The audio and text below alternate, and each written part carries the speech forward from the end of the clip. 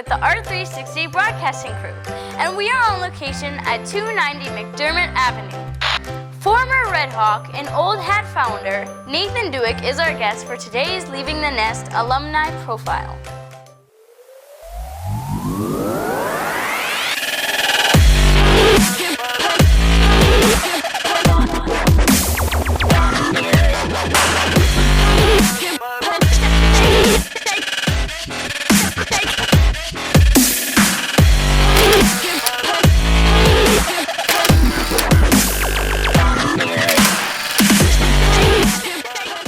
Thanks for joining us today, Nathan.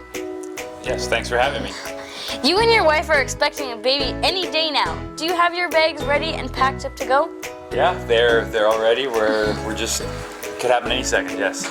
Before we talk about your hats, we're going to start with your experience as a student. What are your memories of Rosenhurst School?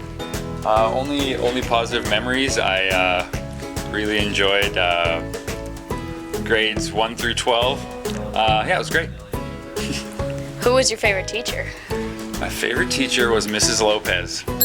Yes. We were the grade 6 class the first year that Mrs. Lopez taught at Rosenhurst School, and so it was an awesome year. I still remember it very vividly. One of the cool things that we got to do was, I don't think any grade 6 class had done this before, but we got to go on a weekend trip to Camp Arness. I don't know if that still happens or not, but yeah. Who was your best friend in middle school? My best friend was Kenton Ides, who is my first cousin, and yeah, we're still friends today. We go for breakfast usually about once a month. So. Yeah. Did you learn anything about sewing during home ec in Morris? Yes, I did. I think I learned the basics of just how a sewing machine operates, as well as just a few of the techniques required for sewing basic items. Yeah. Were you involved in any extracurricular activities in high school? Absolutely, yeah. The main one, the one that I focused on the most was volleyball. I played volleyball for the team, and I also did a trivia team called Reach for the Top. I don't know, is there still Reach for the Top? Have you heard of that?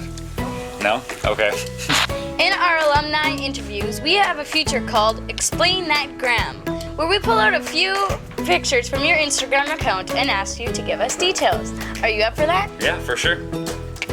These matching hats are pretty cool. Who is this with you? That is my daughter, Mabel. When she was pretty young, she was probably just a few months old there. What's going on in this photo?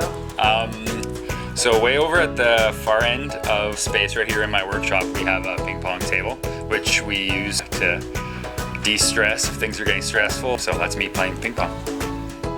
And finally, can you tell us the pretty epic story behind this photo? So a while back, I actually sent a hat to Shad, who is our rapper from Canada, and I think he's from Toronto, and he wore it in the music video, which was pretty cool. Wow.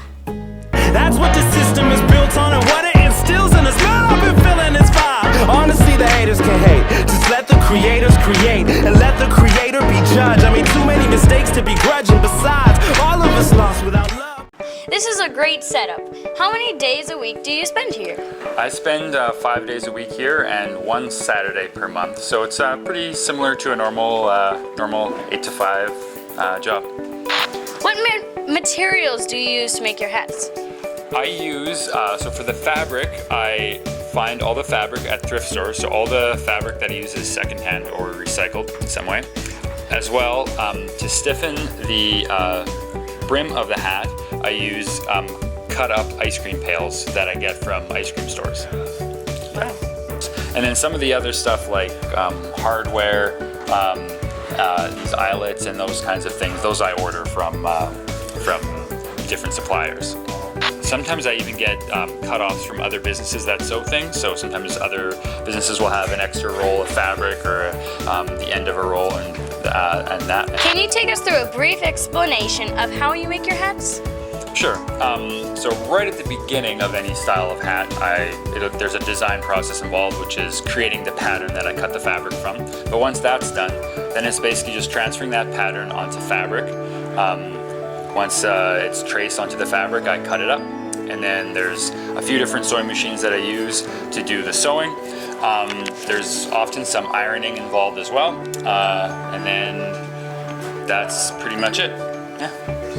Rumor has it that you used to plant 3,000 trees a day. What is your personal best for how many hats you made in a day? It's a good question. I don't actually have, I don't for sure know the number, but I'm thinking that it's in the 20 to 24 range. Do you have a favorite story from tree planting with Mr. Cornelison? Yeah, well, it's kind of, it was a recurring story in a way. Often we would plant a whole day. I would not be spending any time with him during the day, really. And then at the end of the day, he would come to us with just some kind of crazy story about what happened during the day. And this one day, he had this story about that Gary Dewar, who was the premier at that time, had landed landed in the place where we were planting trees in a helicopter and whatever. Anyways, it was a pretty crazy story, but it wasn't true, obviously. Well, I mean, I actually don't know if it was true or not. It could have happened. How many hats have you made in total? Right now, I'm at around 9,700. Wow, Yeah. that's a lot. When did you first make your very own hat? Well, it would have been around 2007-ish, and a friend of mine gave me a hat that didn't fit, and so I decided to try replicating it in a size that would fit me. So probably around 2007. Where is that hat? It is in a closet at home. I do still have it, but it's I've come a long way since then. It's not very nice. Your first career was an engineer. What kinds of stuff did you work on in that profession?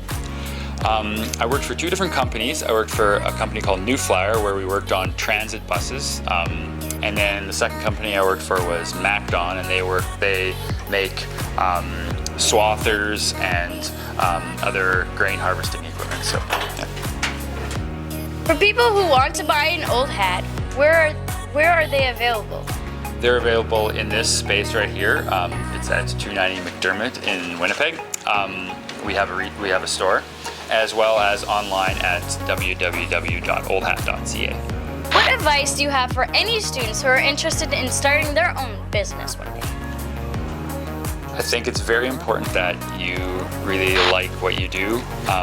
Obviously, it's important that if you want to do it for your living, you got to be able to make some money at it. But if you don't enjoy it, the amount of work it takes to do a business all by yourself or start something up by yourself, it takes a lot of work. And so if you don't enjoy it, it's probably not the best choice.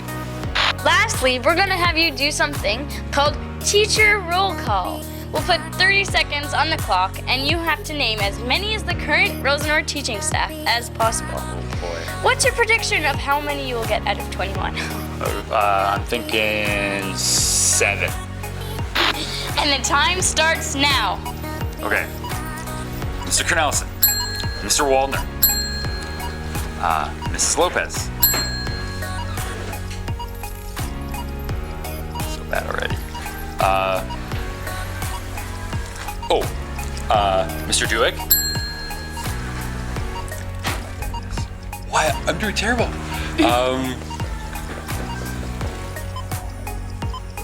Miss Friesen.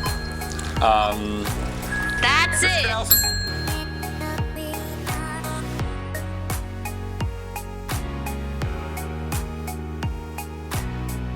That's all we have for you, Nathan. Now tell us, which Redhawks alumni should we interview next? I'm thinking you should interview someone I've already referred to, Kenton Ides, my cousin. Yeah, he works with, he helps people who have troubled life situations get jobs. Yeah, it's a really cool job he has.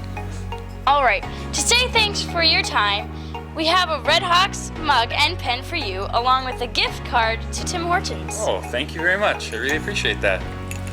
For Redhawks 360 News, this is Riley Schellenberg signing off. Get it? Got it? Good.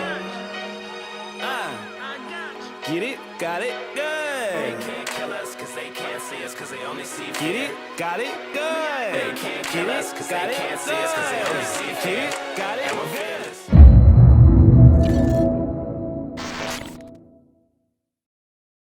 Okay, are you ready? So now start that again. And the time.